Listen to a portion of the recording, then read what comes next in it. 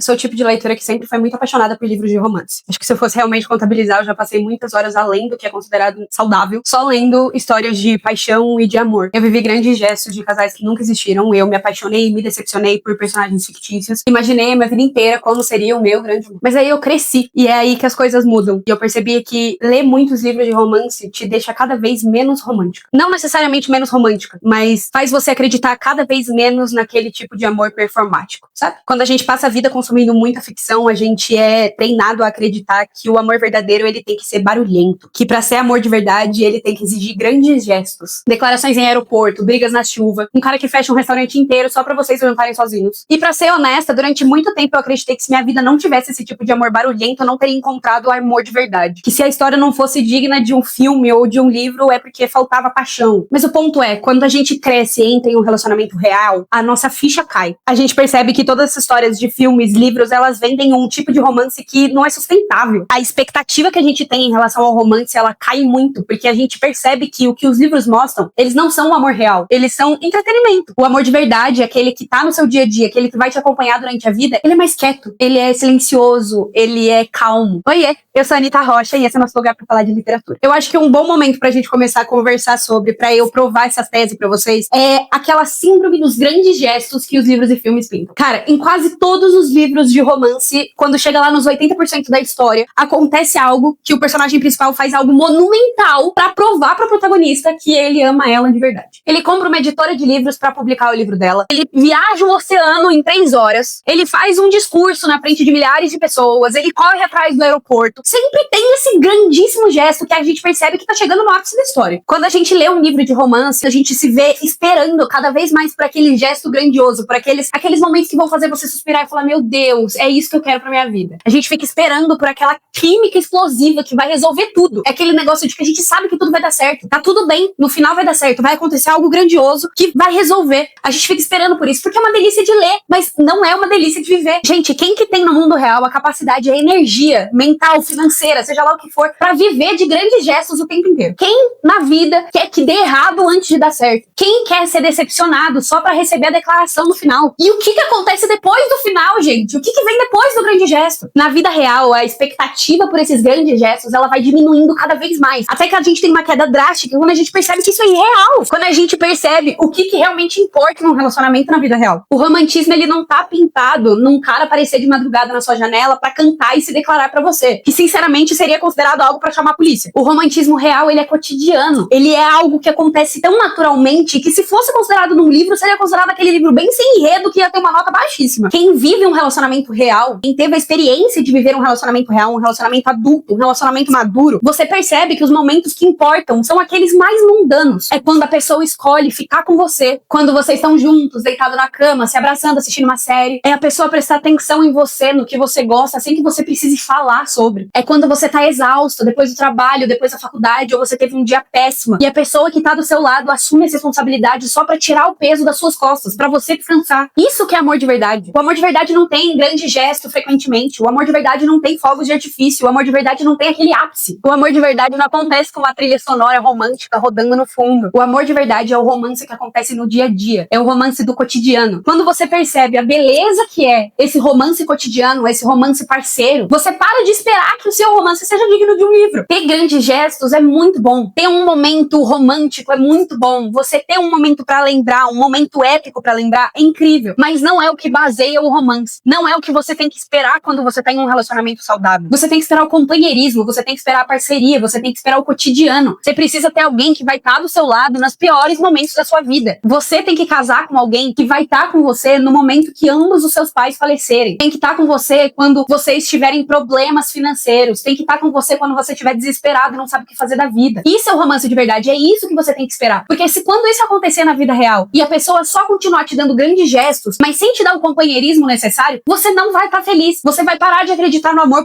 simplesmente por ter uma realidade em que o amor, ele é pintado como algo irreal, como algo que não é sustentável, algo que não é saudável e algo que ninguém quer ter no longo prazo. A ficção, ela pinta uma grande fuga de paz para um enredo existir. Ela precisa do conflito. Ninguém quer ler um livro de 400 páginas sobre um casal que acorda, toma café, vai trabalhar, volta pra casa, faz carinho do gato, toma banho, assiste uma série e vai dormir. Ninguém quer ver isso. Quando a gente vai ler um livro, a gente espera o ápice, a gente espera a cena de ciúme, a gente espera um romance, a gente espera o grande gesto. A gente quer aquele drama da falta de comunicação. A gente quer que os protagonistas tenham uma bagagem enorme pra se resolver, mas na vida real isso não é bom. Na vida real, o drama da falta de comunicação estraga o relacionamento. Na vida real, você percebe que algumas bagagens que o seu parceiro pode ter não cabem a você resolver e que às vezes elas não vão ser resolvidas. A gente cresce achando que para um relacionamento, para ele ser real, ele precisa ter um pouco de caos, que brigar traz paixão de volta. Que se tá tudo muito calmo é porque a paixão esfriou, que o amor esfriou, mas não. Ninguém quer brigar por brigar. Ninguém quer brigar esperando que vai ter uma próxima briga. Ninguém quer fazer isso. A gente quer brigar com a expectativa de que resolveu, porque a gente quer que as coisas fiquem calmas. A gente não quer o caos. A ideia de que se o relacionamento tá calmo é porque o amor esfriou é a maior mentira que a literatura romântica já trouxe pra gente. A paz literária é pintada como chata, mas na vida real é essa paz que é o objetivo final. A gente busca essa paz, a gente trabalha diariamente no relacionamento pra conseguir chegar nessa paz. A gente não quer o caos, a gente quer a calma. A gente pinta a previsibilidade como uma vilã.